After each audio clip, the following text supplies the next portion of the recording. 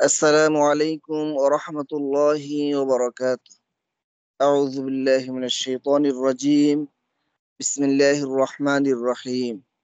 সম্মানিত হোমিওপ্যাথিক শিক্ষার্থী এবং চিকিৎসক বৃন্দ, বরাবরের মতোই আমরা হোমিওপ্যাথি বাংলাদেশের পক্ষ থেকে আমরা হোমিও সমাজের কল্যাণে কাজ করে থাকি। আমরা দুনিয়া এবং আখিরাত দুটাকে সামনে রেখেই আমাদের নিজেদের সমৃদ্ধি এবং কল্যাণের পথে আমরা একীভূত হওয়ার চেষ্টা করি। আমরা অর্গান অফ মেডিসিনের 12তম সূত্র আজকে আমাদের আলোচনার বিষয়বস্তু। আলোচনা করবেন আমাদের প্রিয় ভাই হোমিওপ্যাথিস্ট আফজারুল ইসলাম ভাই। আফজারুল ইসলাম ভাইকে ওনার গুরুত্বপূর্ণ আলোচনা পেশ করার জন্য বিনীত অনুরোধ করছি।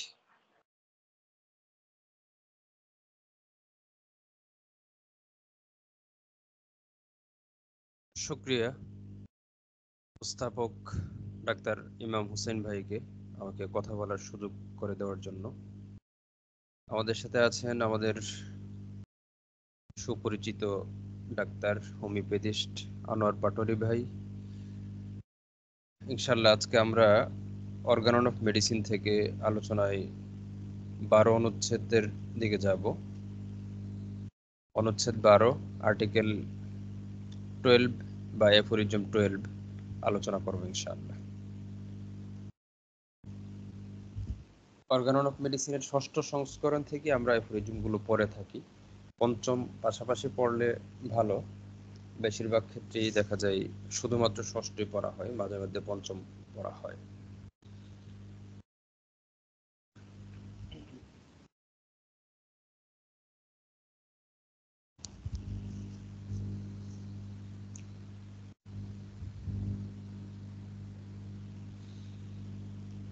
ষষ্ঠ সংস্করণের ইংরেজি ভার্সনে, ইংরেজি ট্রান্সলেশনে 12 অনুচ্ছেদে যে কথাগুলো বলা হয়েছে এর সাথে আমি বাংলা অনুবাদ সংযুক্ত করব ইনশাআল্লাহ। বলা হয়েছে, it is the morbidly affected vital energy along that produces disease. অসুস্থ ভাইটাল এনার্জি। পঞ্চম সংস্করণে এই পয়েন্টে বলা হয়েছে ভাইটাল ফোর্স। ষষ্ঠ সংস্করণে 12 নম্বর অনুচ্ছেদে এখানে বলা হয়েছে ভাইটাল এনার্জি। অন্য আরেকটা অ্যাফোরিজমে ভাইটাল ফোর্সের জায়গায় বলা হয়েছে ভাইটাল প্রিন্সিপাল। এই পার্থক্যগুলো গুরুত্বপূর্ণ নিঃসন্দেহে, এবং এর উদ্দেশ্য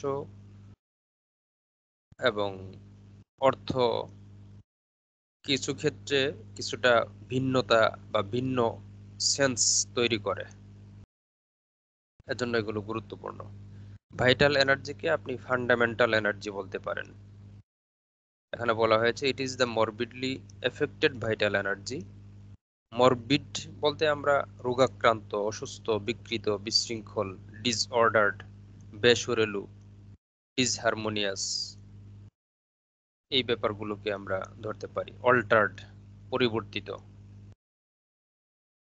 morbidly affected vital energy along that produces disease, যা রোগ তৈরি করে। so that the morbid phenomena perceptible to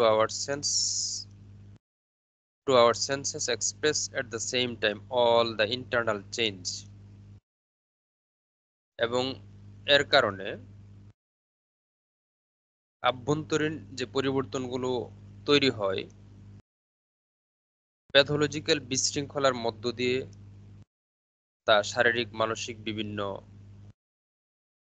যেই বিশৃঙ্খলা এর মধ্য দিয়ে সমগ্র রূপটা প্রকাশিত হয়। That is to say, the whole morbid derangement of the internal dynamics, যাকে আমরা সামগ্রিকভাবে ইন্টারনাল ডাইনামিক্সের পরিচায়ক রোগ হিসেবে আখ্যায়িত করতে পারি। ইন এ ওয়ার্ড, এক কথায়, দে রিভিল দ্য হোল ডিজিজ। তারাই, যা আমাদের সেন্সের মাধ্যমে প্রকাশিত হয়, রোগী, অবজারভার, তাদের সেন্স থেকে যে সকল সিমটমস অবজার্ভড হয়, চিহ্নিত হয়, এ সকল লক্ষণ সমষ্টির মধ্য দিয়ে ইন্টারনাল ডাইনামিক্সের প্যাথোলজিক্যাল কন্ডিশন প্রকাশিত হয় এবং এর মাধ্যমে সামগ্রিক রোগের বহিঃপ্রকাশ ঘটে। এজন্য বলা হয়েছে in word they reveal the whole disease. তারা সমগ্র রোগটাকে এভাবে প্রকাশ করে। কনসিকুয়েন্টলি, বিপরীতভাবে, also the disappearance under treatment of all the morbid phenomena and of all the morbid alteration that differ from the healthy vital operations certainly affects and necessarily implies the restoration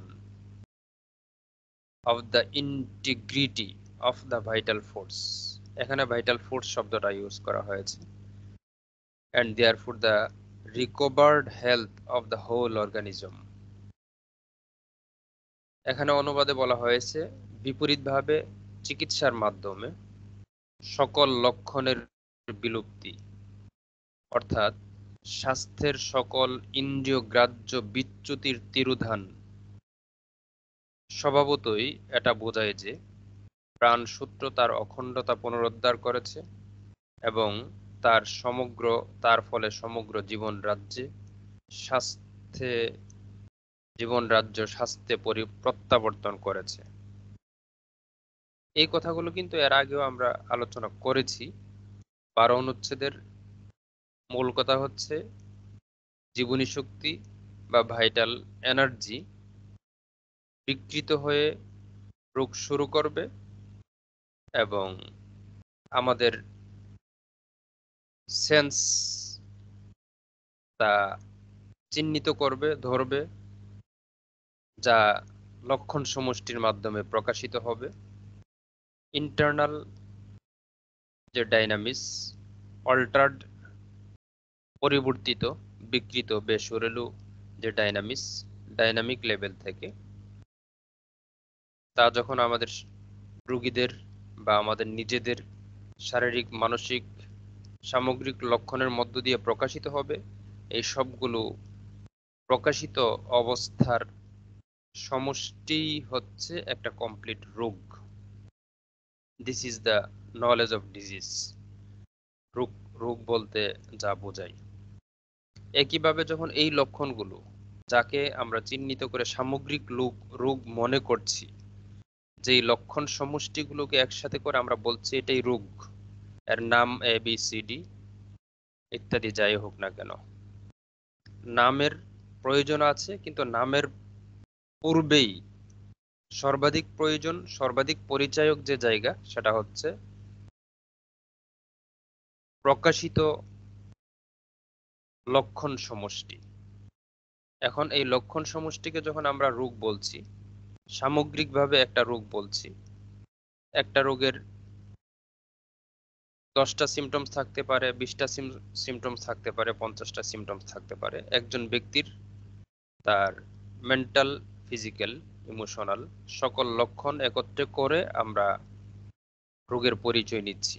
তারপর তাকে classification করে রোগের বিভিন্ন pathological নাম নির্ধারণ করা, আধুনিক নাম চিহ্নিত করা, বোঝার সুবিধার্থে, আলোচনার সুবিধার্থে, রোগীকে বোঝানোর সুবিধার্থে, পরিসংখ্যানের সুবিধার্থে সেগুলো করা যাবে, যেগুলো অর্গান অফ মেডিসিনের অন্য জায়গায় বলা আছে।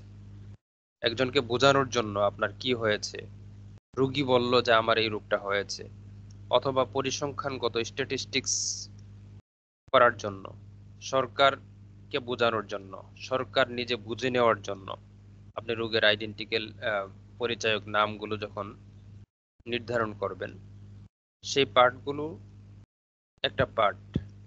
আর হোমিওপ্যাথিক সেন্স থেকে বিশুদ্ধভাবে রোগের সেন্স হচ্ছে এটা, তার সাথে যত লক্ষণ আছে সবগুলো লক্ষণ একসাথে করে সামষ্টিকভাবে লক্ষণ সমষ্টি হচ্ছে একটা রোগ।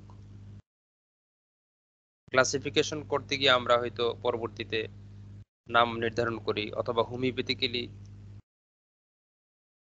সোরিক patient, sycotic patient, syphilitic patient খুব সহজ করে এই 2-3টা ভাগে বিভক্ত করতে পারি। কখনো আমরা অর্গান রিলেটেড নাম নির্ধারণ করি, এভাবে বিভিন্ন নাম নির্ধারিত হয়। এই সবগুলোর চেয়েও বেশি গুরুত্বপূর্ণ manifestations of the all morbid symptoms. এখন কথা হচ্ছে যে নামটাকে রিমুভ করা যায় না, সিমটমস রিমুভ করা যায়। নাম রিমুভ করার জন্য যদি টার্গেট থাকে, একজন ব্যক্তির মাথা ব্যথা হলো, মাথা ব্যথার সাথে তার বমি, অস্থিরতা, খারাপ লাগা, দুর্বলতা, constipation, anxiety, fear, irritability, severe chronic headache এর সাথে অন্যান্য সিমটমস আসলো। এখন সিমটমস গুলোকে যখন আমি প্রাধান্য দেব না, গুরুত্ব দিব না, নাম ভিত্তিক চিকিৎসা করব, অথবা স্পেসিফিক একটা অর্গানের প্যাথোলজি ধরে চিকিৎসা করব, দেখা গেল যে শুধুমাত্র মাথা ব্যথা চলে গেল, টোটালিটি অফ সিমটমস চলে যায়নি। তার অ্যাংজাইটি রয়ে গেছে, তার ইরিটেবিলিটি রয়ে গেছে, তার অনিদ্রা, স্লিপলেসনেস, অন্যান্য মেন্টাল ইমোশনাল যে ডিসঅর্ডার গুলো রয়ে গেছে, তখন তাকে বলা হচ্ছে তোমার রোগ তো চলে গেল, সুতরাং তুমি সুস্থ। অথচ তার রোগের মাত্র একটা পার্টের একটা সিমটমস, একটা প্রধান সিমটমস চলে গেছে, বাকি হয়তো আরো অধিকাংশ সিমটমসই রয়ে গেছে। এটাকে হোমিওপ্যাথিক্যালি গ্রহণযোগ্য চিকিৎসা বলা হয় না, কারণ শুধুমাত্র নাম ভিত্তিক চিকিৎসা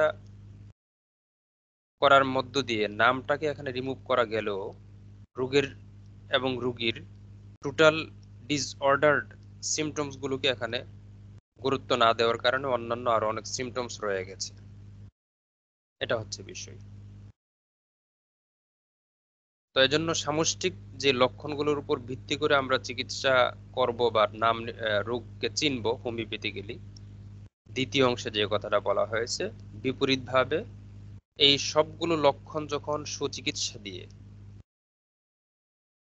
বিলুপ্ত করা হবে, বিদূরিত করা হবে, তখন লক্ষণগুলো যখন চলে যাবে, যা অসুস্থতা জ্ঞাপক লক্ষণ, অল্টার্ড ডিসঅর্ডার্ড সিমটমস ক্যারি করে, যা ইন্টারনাল ডাইনামিক্সের সিগন্যাল বহন করে, প্রতিনিধিত্ব করে, এই সবগুলো সিমটমস চলে যাওয়ার পরে আমরা বলতে পারি, দাবি করতে পারি, হোমিওপ্যাথিক প্রমাণিত ফিলোসফি থেকে আমরা শিক্ষা নিতে পারি যে রোগীটা এখন সুস্থ। অবজারভেশন এবং এক্সপিরিয়েন্স আমাদেরকে বলছে রোগীর সবগুলো লক্ষণ যখন চলে যায় শারীরিক এবং মানসিকভাবে, তখন রোগীকে আমরা সুস্থ বলতে পারি, উইদাউট এনি ইনস্ট্রুমেন্টাল এক্সামিনেশন। এখন এই বিষয়টাই এখানে বলা হয়েছে, যার উপর ভিত্তি করে রোগকে চিনব, সেই ভিত্তিটাই যখন চলে যাবে, বুঝতে হবে যে রোগ চলে গেছে, রোগী সুস্থ আছে। এজন্য এই লক্ষণগুলোই খুব গুরুত্বপূর্ণ। লক্ষণগুলোর ভিত্তিতে চিকিৎসা করে হারানো জীবনী শক্তিকে পুনরুদ্ধার করা, স্বাস্থ্যের পুনরুদ্ধার করে সার্বিক শারীরিক মানসিক ব্যালেন্স তৈরি করা, এটা একজন হোমিওপ্যাথিক চিকিৎসকের গুরুত্বপূর্ণ দায়িত্ব। এখানে প্রথম অংশে it is the morbidly affected vital force, vital energy, along শব্দটা আছে, that produces disease। এই পার্টটাও খুব গুরুত্বপূর্ণ।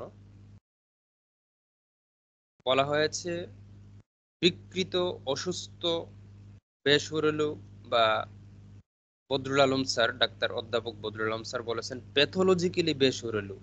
প্যাথোলজি বলতে আমরা যে কোনো বিকৃত সিমটমসকেই, বিকৃত বলতে অস্বাভাবিক সিমটমসকে প্যাথোলজি বলতে পারি। নর্মালি একজন ব্যক্তির যা থাকার কথা তার থেকে যখন ব্যতিক্রম এবং ব্যত্যয় ঘটবে তখন সেটাই প্যাথোলজিক্যাল সিমটমস। তাই জন্য বলা হয়েছে এই pathological vital energy, vital energy, pathological বা মরবিডলি এফেক্টেড ভাইটাল এনার্জি যে সিমটমসটা তৈরি করবে, এটা along vital energy along that produces disease, এটা একাই রোগটাকে তৈরি করে। এই অংশটা খুবই গুরুত্বপূর্ণ। আর এজন্য vital energy along that produces disease, এখানে একটা পাদটিকা সংযুক্ত করা হয়েছে। এই অ্যালং দ্যাট প্রডিউসেস ডিজিজ, এই পাদটিকে বলা হয়েছে how the vital force causes the organism to display morbid phenomena। জীবনী শক্তি বা প্রাণবল কি করে জীবন রাজ্যকে এরকম লক্ষণ সৃষ্টি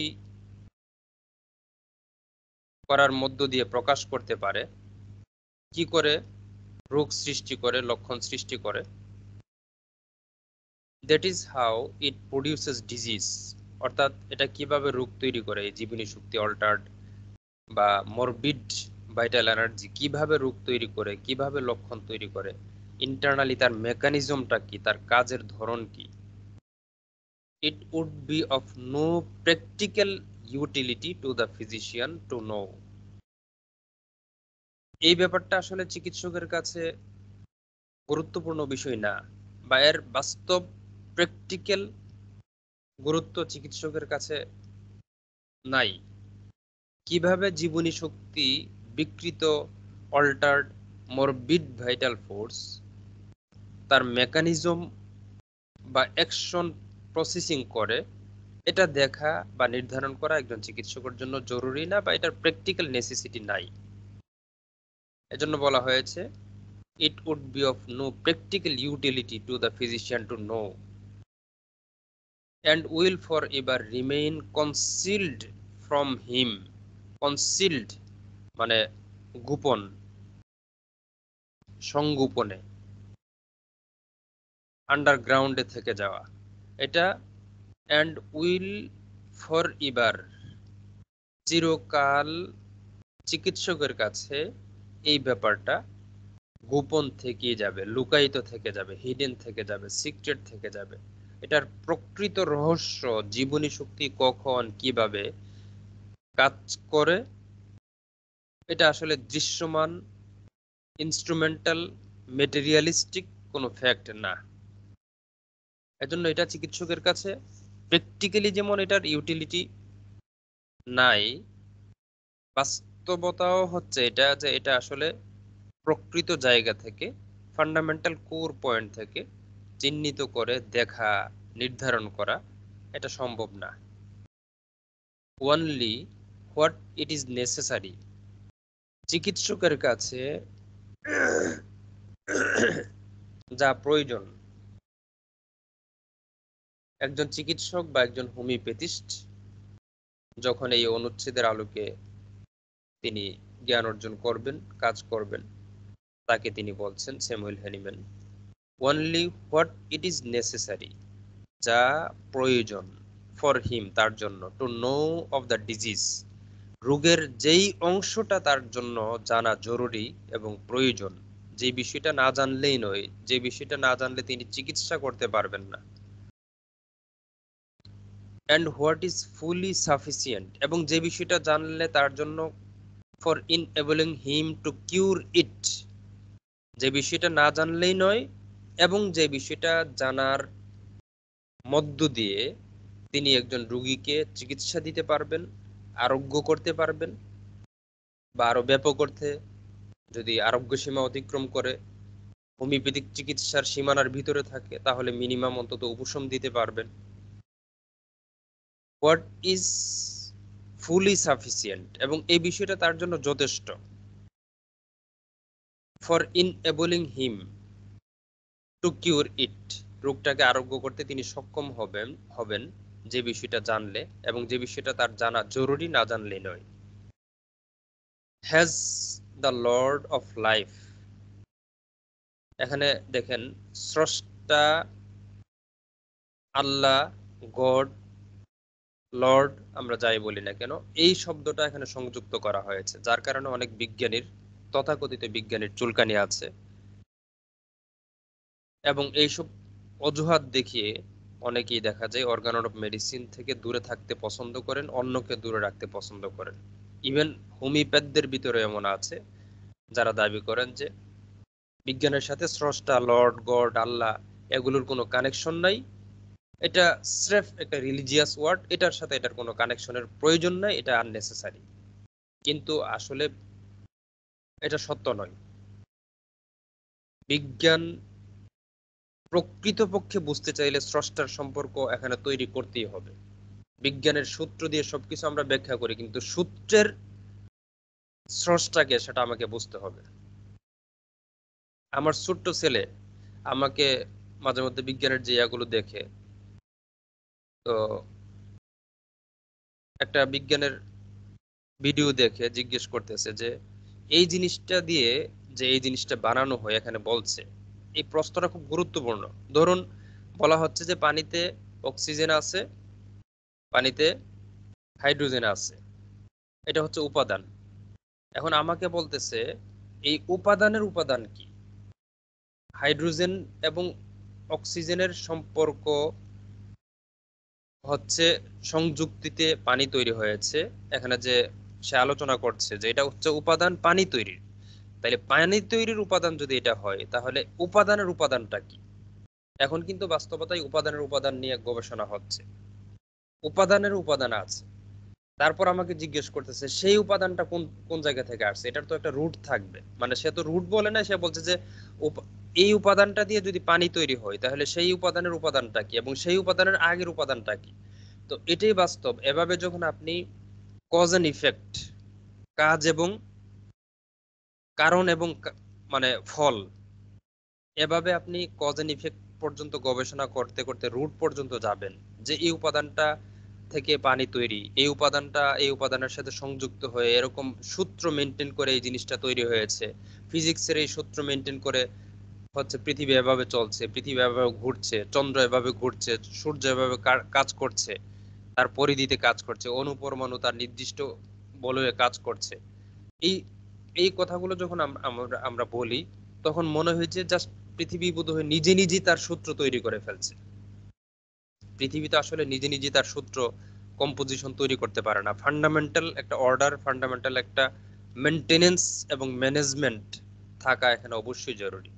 নিজে নিজে তার সূত্র, নিজে নিজে তার ল, প্রিন্সিপালস তৈরি করা কখনোই সম্ভব না। মানুষকে এত কনসাসনেস দেওয়া হয়েছে, এত জ্ঞান প্রজ্ঞা দেওয়া হয়েছে, মানুষ তার জীবনের সূত্র নিজে নিজে তৈরি করতে পারে না। আর এই জড় পদার্থগুলো, পৃথিবী, চন্দ্র, সূর্য, গ্রহ, নক্ষত্র, উপগ্রহ, এগুলো নিজে নিজে তার সূত্র তৈরি করে পৃথিবী চলছে, মহাবিশ্ব চলছে, এটা কি ভাবা যায়? তো এজন্য আসলে ফান্ডামেন্টাল জায়গা পর্যন্ত পৌঁছতে হবে। তো এখানে যে কথাটা বলা, এখানে স্যামুয়েল হ্যানিম্যান বলছেন, it has the Lord of life revealed to his senses. জীবনের প্রভু, জীবন এবং প্রভু দুইটাই এখানে গুরুত্বপূর্ণ। লাইফ আত্মা, জীবন, জীবনী শক্তি, vital force, vital energy, vital principles, spirit, spirit like force, এই শব্দগুলো অর্গান অফ মেডিসিন ইউজ করা হয়েছে, যেগুলো বস্তুবাদী সায়েন্টিস্ট বা বস্তুবাদী সায়েন্স অ্যাকসেপ্ট করতে পারছে না। অ্যাকসেপ্ট করলে তাদের বিজ্ঞানের উপর অনেক জায়গা থেকেই আঘাত আসে। তো এটা এখানে কি বলছে, it has the Lord of life, জীবনের প্রভু, রিভিল টু হিজ সেন্সেস, মানে চিকিৎসকের সেন্সে এই বিষয়টা প্রকাশ করে দেন। কোন বিষয়টা? মানে লক্ষণ সমষ্টি। আর এই লক্ষণ সমষ্টি যখন ঠিকঠাক মতো চিকিৎসক চিহ্নিত করবেন, ধরতে পারবেন, লক্ষণ সমষ্টি হতে পারে এক্সটার্নাল লক্ষণ, ইন্টারনাল লক্ষণ, হতে পারে ডাইনামিক লক্ষণ, ফাংশনাল লক্ষণ, হতে পারে প্যাথোলজিক্যাল লক্ষণ, হতে পারে আপনার অবস্তুগত নন মেটেরিয়াল সেন্সেশনাল লক্ষণ, অথবা বস্তুগত ইন্টারনাল প্যাথোলজিক্যাল লক্ষণ যা আপনি যান্ত্রিক উপায়ে বের করেন, সেগুলো লক্ষণ, অসুবিধা নাই, সেগুলো লক্ষণের অন্তর্ভুক্ত। এখন এই লক্ষণগুলো আপনি বাহ্যিকভাবে, সেমেল হ্যানিম্যান এখানে মূলত প্রকাশিত লক্ষণগুলোর কথাই বলছেন, যা অবজারভেশনের মাধ্যমে নির্ধারণ করা যায়। অবজারভেশনের মাধ্যমে যখন নির্ধারিত হয়ে যায়, এই লক্ষণ এবং লক্ষণ সমষ্টি মাথা থেকে পা পর্যন্ত, ভিতর থেকে বাহির পর্যন্ত, ডাইনামিক থেকে স্ট্রাকচারাল লক্ষণ পর্যন্ত, সেন্সেশনাল, ফাংশনাল, স্ট্রাকচারাল সকল লক্ষণ, প্রিভিয়াস, পাস্ট, প্রেজেন্ট, মানে এই প্রেজেন্ট লক্ষণ, পাস্ট লক্ষণ বা লক্ষণের প্রগনোসিস আপনি মায়াজমেটিক অ্যানালাইসিস থেকে যখন বুঝতে পারবেন, এই যাবতীয় কথা একটা শব্দের ভিতরেই, এই বিষয়টা জীবন প্রভু, জীবন রাজ্যের মহান প্রভু আমাদের কাছে প্রকাশিত করে দিয়েছেন, এবং এই বিষয়টা জানা একজন চিকিৎসকের জন্য অপরিহার্য বিষয়। এই কথাটা এইখানেই বলা হয়েছে। এই বিষয়টা জানা, এই বিষয়টাকে চিনতে পারা, মূল্যায়ন করতে পারা, বুঝতে পারা, এই বিষয়গুলোকে কাজে লাগানোর ক্ষমতা অর্জন করা, লক্ষণ সমষ্টির মাধ্যমেই যেহেতু রোগ নির্ধারিত হয়, লক্ষণ সমষ্টির ভিত্তি করে যেহেতু রোগ সৃষ্টি হয়, রোগ নিজেকে প্রকাশ করে, ভাইটাল এনার্জি, ভাইটাল এনার্জি তো দেখা যায় না, ধরা যায় না। সুতরাং এই লক্ষণ সমষ্টি যখন দূর হয়ে যাবে, সুতরাং সে সুস্থ। আর এই লক্ষণ সমষ্টি অলরেডি পৃথিবীতে বা একজন রোগীর দেহ মনে স্রষ্টা প্রকাশ করে দেন সুনির্দিষ্ট নীতিমালা অনুসারে, প্রিন্সিপালস অনুসারে, সুশৃঙ্খলা অনুসারে। এটাও একটা গুরুত্বপূর্ণ বিষয়। একজন রোগীর বডিতে একই সাথে 5টা মেডিসিনের পিকচার থাকে না, 5টা মেডিসিনের বিচ্ছিন্ন লক্ষণ থাকতে পারে, পিকচার থাকে একটা মেডিসিনের। যদি এমন হতো যে জিহ্বার লক্ষণ ব্রাইনিয়ার, পেটের লক্ষণ লাইকোপোডিয়ামের, মাথার লক্ষণ গ্লুনোইনের, পিঠের লক্ষণ হাইপেরিকেমের, এভাবে যদি স্রষ্টা লক্ষণগুলো দিতেন, লক্ষণগুলোকে এলোমেলো করে দিতেন, তখন কিন্তু আমাদের জন্য কাজ করা কঠিন হতো। অথবা তখন সিঙ্গেল মেডিসিনের নীতিমালা পৃথিবীতে প্রতিষ্ঠিত হতো না, 5টা অর্গানের জন্য 5টা আলাদা মেডিসিন হতো। প্রকৃতপক্ষে লক্ষণগুলোকে যতক্ষণ পর্যন্ত আমরা বিকৃত না করি, নষ্ট না করি, আমাদের হাতে লক্ষণগুলোকে যতক্ষণ পর্যন্ত লক্ষণগুলোকে সাপ্রেস না করি, রোগ সৃষ্টি হওয়ার পরেও স্রষ্টার, মহান স্রষ্টার প্রজ্ঞা হচ্ছে এটা যে লক্ষণ সমষ্টি প্রকাশ করা, শুধু লক্ষণ সমষ্টি প্রকাশ করা নয়, লক্ষণ সমষ্টিকে সুশৃঙ্খল ওয়েতে প্রকাশ করা, যার মাধ্যমে একটা ইমেজ তৈরি করা যায়, যার মাধ্যমে একটা ন্যাচারাল আন্ডারস্ট্যান্ডিং করা যায় যে রোগটাকে আমরা কিভাবে চিকিৎসা করতে পারি, কোন দিকে যেতে পারি, মেডিসিনটা কোন দিকে যেতে পারে। প্রতি ইঞ্চি জায়গার জন্য আলাদা আলাদা, মানে বিচ্ছিন্ন, একটার সাথে আরেকটার কোনো ইন্টার কানেকশন ছাড়া যদি লক্ষণগুলো তৈরি হতো, তখন আমাদের জন্য কাজ করা ব্যাপক কঠিন হয়ে যেত। অথবা ভিতরের একটা টিস্যু পচে যাচ্ছে, লাংস পচে যাচ্ছে, 90% পচে গেল, তারপর হঠাৎ করে ব্যথা উঠলো, রোগী মারা গেল। ব্যথা উঠলো, হাসপাতালে গেল, ডাক্তার পরীক্ষা করলো যে আপনার লাংস তো 80% 90% নষ্ট হয়ে গেছে, এর আগ পর্যন্ত লক্ষণ প্রকাশিতই হলো না। তখন কি অবস্থা হতো? বা বাহিরের লক্ষণ আমি একটা দেখলাম, মাথায় দেখা গেল যে একটা টিউমার হলো, টিউমার হয়ে বড় হতে হতে হতে হঠাৎ করে মৃত্যু হয়ে গেল।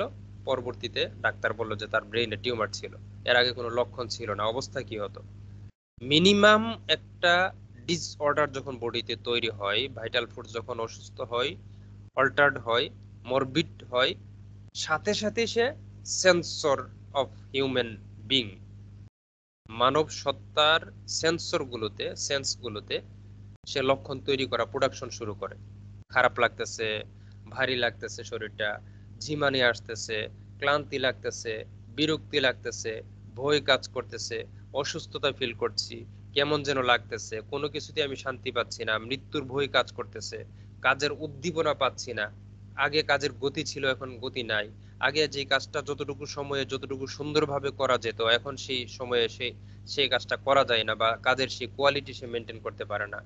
তার হাত এখন কম্পন করে, চোখের দৃষ্টিতে অসুবিধা হচ্ছে, চিন্তার জায়গাতে বিকৃতি আসতেছে, কুচিন্তাগুলো তাকে প্রভাবিত করছে। আগে তার চিন্তাগুলো খুব সুন্দর সুশৃঙ্খল ছিল, এখন তিনি সুচিন্তা করতে পারেন না, সুশৃঙ্খল চিন্তা করতে পারেন না, ডিস্ট্রাকটিভ চিন্তা তাকে সবসময় ব্যস্ত রাখে।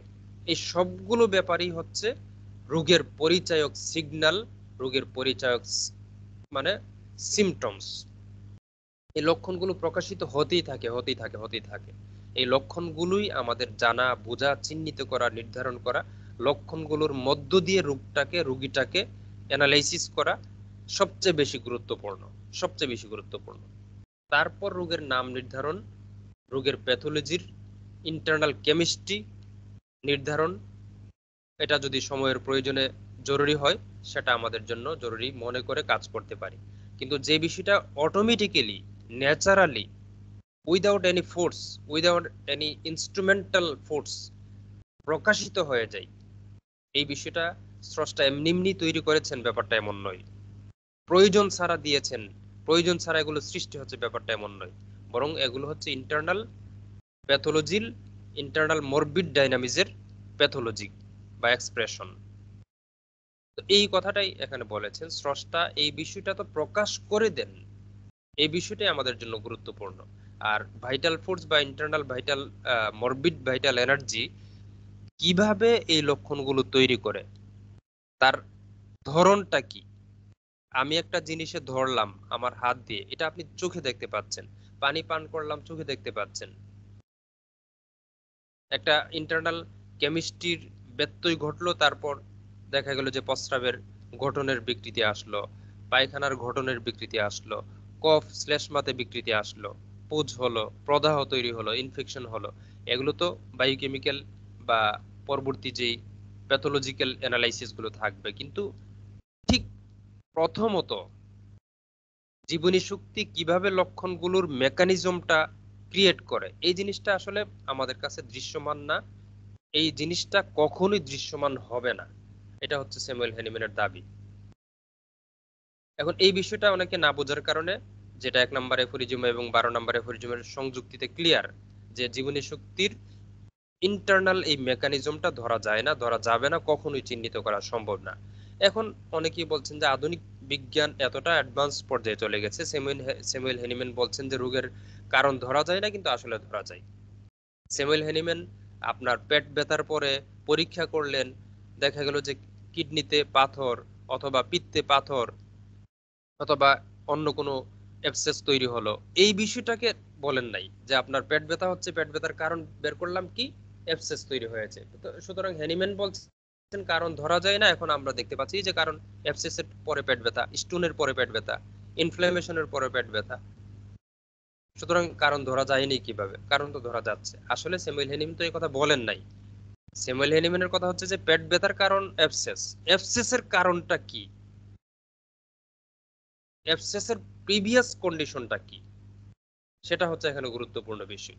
প্রিভিয়াস কন্ডিশনটা ডাইনামিক এবং ইন্টারনাল মরবিড ভাইটাল ফোর্সের অ্যাকশন। এখন সে জায়গাটা আসলে ধরা যায় না, এটা হচ্ছে বিষয়।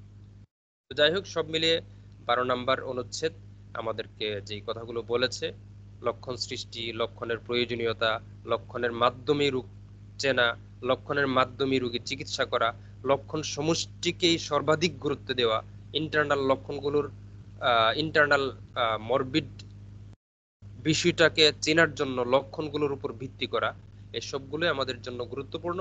এবং ফাইনালি আমরা মহান প্রভুর নিকট শুকরিয়া জ্ঞাপন করি, যিনি আমাদেরকে এই লক্ষণ সমষ্টি প্রকাশের মধ্য দিয়ে আমাদেরকে ইঙ্গিত দিচ্ছেন যে আমরা কিভাবে কাজ করা উচিত, কিভাবে কাজ করলে আমরা একজন রোগীকে নিয়ে অগ্রসর হতে পারবো। এবং এজন্য স্যামুয়েল হ্যানিম্যান এখানে মহান প্রভুর প্রতি কৃতজ্ঞতা প্রকাশ করেছেন। অনুচ্ছেদ 12-তে এই কথাগুলোই ভাইটালি বা মৌলিকভাবে বলা হয়েছে।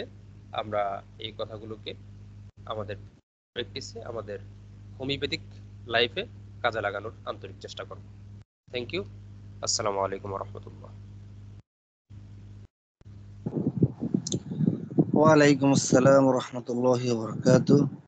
সম্মানিত সুধীবৃন্দ, আমরা আশা করছি আজকের আলোচনার মাধ্যমে আমরা অনেক বেশি উপকৃত হতে পেরেছি, কারণ আমরা যে রোগের কারণ নির্ণয় করে তারপরে প্যাথোলজিক্যাল যে বিষয়গুলো করি, মূলত হ্যানিম্যান বিজ্ঞানী স্যামুয়েল হ্যানিম্যান এরও আগে থেকে আহ, কারণের কারণ নির্ণয় করে ঔষধ নির্বাচনের বা রোগীকে আরোগ্যের পথ নির্দেশনা দিয়ে গেছেন। আর আজকের মতো আমরা এখানেই আলোচনা সমাপ্ত ঘোষণা করছি। ইনশাআল্লাহ পরবর্তীতে ধারাবাহিকভাবে আমাদের অর্গান অফ মেডিসিনের শেষ পর্যন্ত আমরা আলোচনা চালিয়ে যাওয়ার আহ, আশাবাদ ব্যক্ত করে বিদায় নিচ্ছি। আসসালামু আলাইকুম রহমতুল্লাহ।